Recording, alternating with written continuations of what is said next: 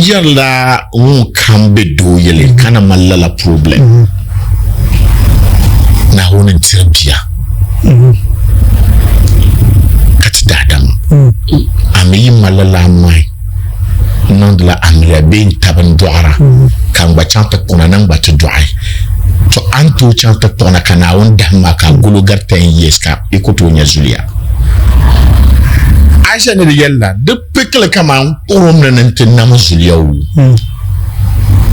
akoro ne ti shini kala yin san ban yinga kan su hoye to amane ka respect kan love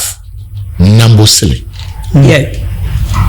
nambo sile ma galsa asone antu zan bubu a minute zan nambo sile bubu ma within next minute kana ono ya katare ka popule